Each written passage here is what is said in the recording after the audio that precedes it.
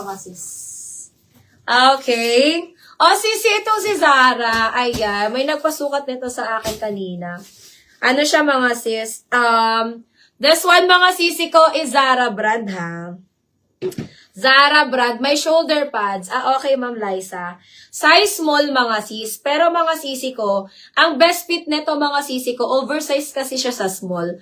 Pero ang best fit niya mga sisi ko, pang mid-large. Pang medium to large size to. Zara to. Ayan. 12 kay Ma'am Faith. Ma'am Faith, yours na to, Ma'am Faith. 1-2, 1-2, 1-2. 150 lang to, Ma'am Faith.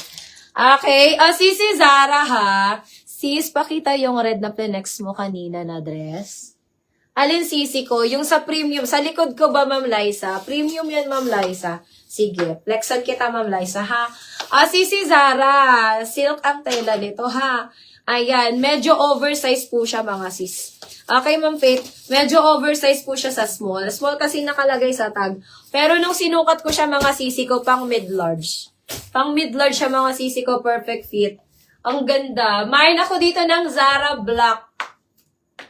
Mine, Zara Black. 150 lang to, mga sis. 150 ko, Zara Black, ha. Medium large. Ganda niyan, mga sisi ko. Sinukat ko to kanina.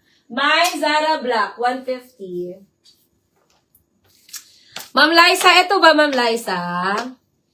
Oh, Ma'am Didi, yours na si Zara Black. Ma'am Didi, 1-2, 1-2, 1-2. Pwedeng i-steal si Zara Black, mga sis. Di kayo lugi dito. Maganda siya, mga sis. Sinukat ko kanina. Ayan, Ma'am Didi, second si Ma'am Glad PH.